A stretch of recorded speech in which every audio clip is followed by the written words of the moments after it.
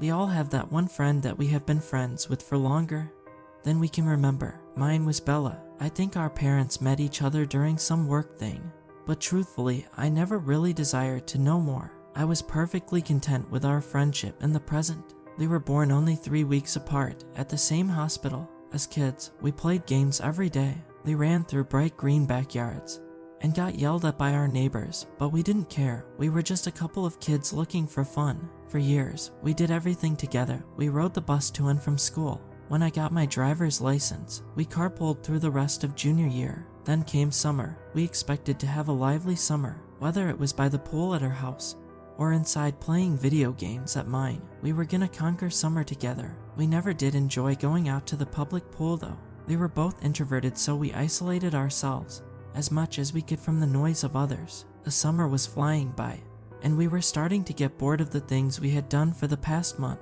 In a hasty search to cure our boredom, we stumbled upon something we had not done in over 8 years: explore the forest behind Bella's house. When we were kids, this forest was our own haunted house. The only difference is that it went on for miles. Oh, and also that you didn't know if you would get out or not. Our parents told us stories of kids who went in but never came out, but they seemed like the typical keep your kid from doing something you do not want them to do stories. Like if your parent tells you if you stay up on Christmas night, Santa may not come. They want to protect your innocence. When we entered the forest, the feelings I used to get as a kid entering that place were nowhere to be seen. The tall trees that I used to think may be hiding something behind them simply looked like trees. Me and Bella strolled through the woods for a while, when she stopped. "Wait a second," she said with a slight question in her voice. "Do you recognize this place?" Confused by this, I responded, "It looks just like everything we have been walking by for the last 30 minutes. "No, look," she shouted enthusiastically while pointing her finger at a large rock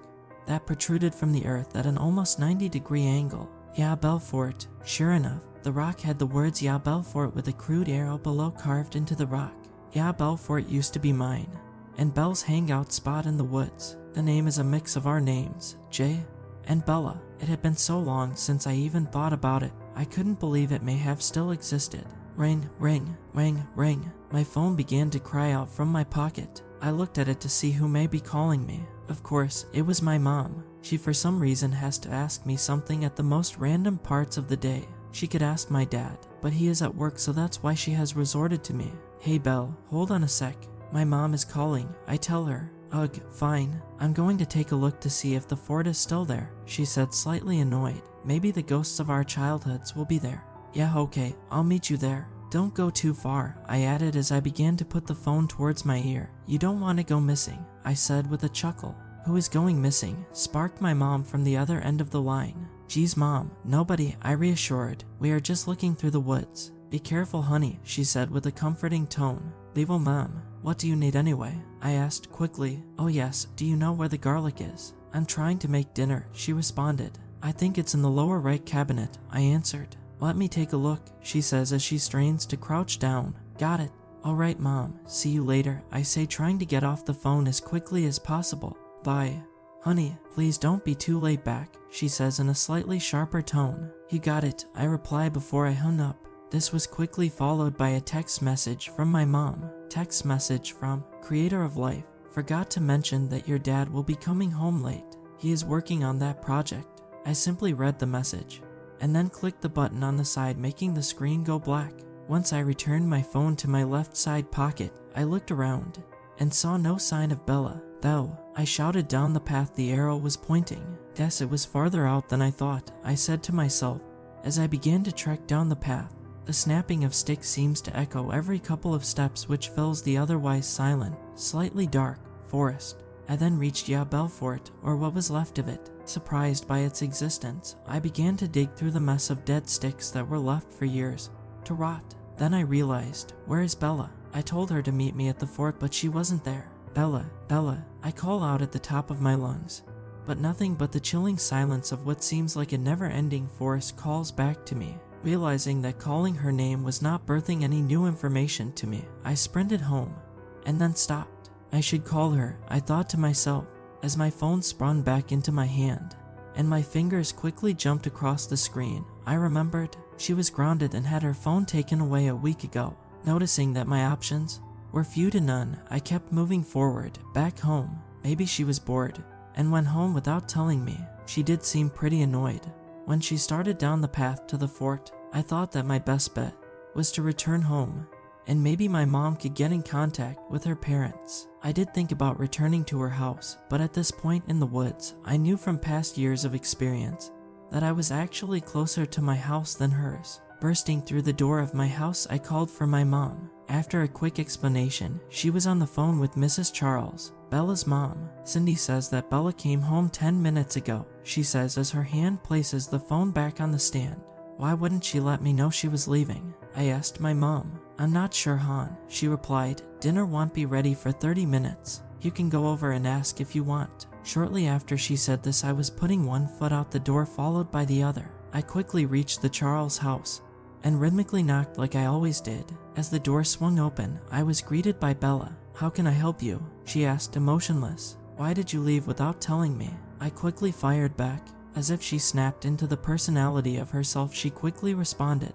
I didn't mean to, Jay. I tried to call out to you to let you know that I had to leave, but you didn't hear anything. Oh, I hesitated. I guess not. Well, thank God you made it back okay, I added. Yeah, I sure did, she responded in a simple tone. Then the door shut. The next morning I sprinted over to Bella's house and did my signature knock. The first to the door was Mrs. Charles. Why hello, Jay, she gasped.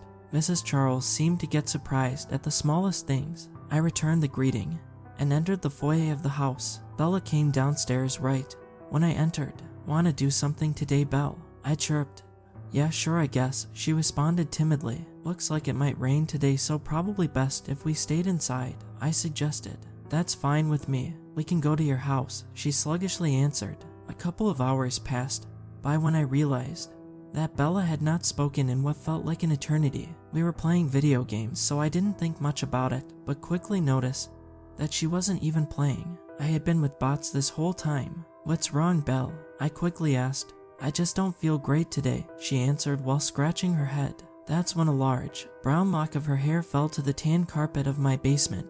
As my eyes followed its descent to the floor, concern grew within me. As I gazed back up, my eyes locked onto the perfectly bald section of her head. The hair had been expelled down to the roots. She quickly bolted from the room, from what I assumed was embarrassment, leaving me speechless and staring at the chunk of hair lying on the carpet.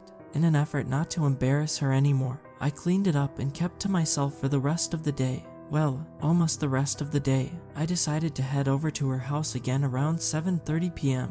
When I arrived at the door, I realized that the house was silent and the lights were off.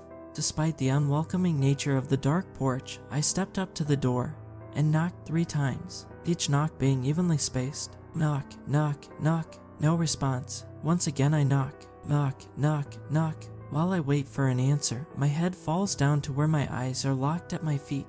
There I see a small trail of dark red fluid from under the door. Please no, I think to myself.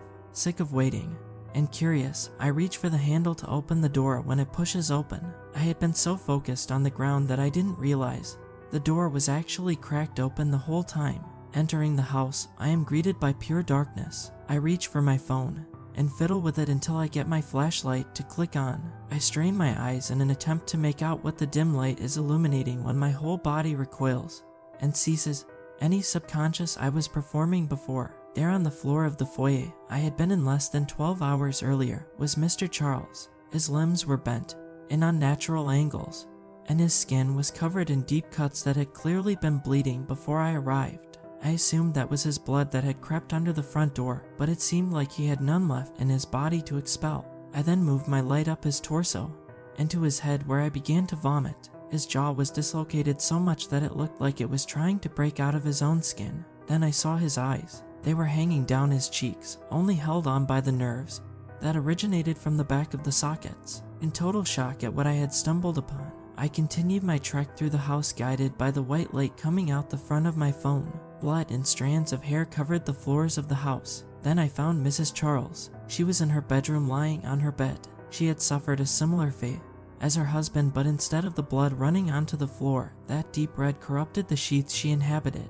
It was impossible to tell what the original color of the sheets was. Next to her bed was a large book with a thick spine that I picked up in case the monster that did this to them was still in the house. I then looked for Bella. Suddenly, I got a text from my mom. Text message from Creator of Life. Oh my god, honey, they found a girl's body in the woods. It's Bella, look, I'm so sorry. As my world begins to crumble around me, I skim through the article. One line catches my attention. Police say that the girl, age 16, probably died around 24 hours ago. 24 hours ago. I had been hanging out with her in the last 24 hours. Or have I? As I scrolled through the article in search of answers, I began to hear sounds from down the hall. I shined my light, casting all that was in front of me in a dim light. In the middle of the faint beam, a door pokes through. Walking up to the door, the sounds begin to take shape. Pushing open the door gently, the words begin to take shape. They weren't sentences, simply words all jumbled one after another. The voice that spoke them was a raspy tone that fluctuated in pitch. It sounded as if someone was practicing a new language, but also trying to make their voice sound feminine. I then let my sight enter the room. There in the corner, crouched down on all fours, was a hairless pale creature that had the rough outline of a human figure, but with the skin shrink wrapped to its bones. My breath halted as I realized the few strands of long brown hair that sprouted loosely from its pale, bald head. That was the Bella that I was hanging out with earlier in the day, but not the same one I was exploring the woods with 24 hours earlier. This realization brought my breath back abruptly, which alerted it of me. It turned to me and stared straight into my eyes. There was nothing behind its eyes. Its face was contorted in unnatural ways. Before I could even think, the creature was crawling on all fours towards me. I'm not going to become another one of your victims, I shouted as I ran towards it, holding the large book I had grabbed. When I reached the thing, I brought the stiff spine of the book directly down onto the face of it.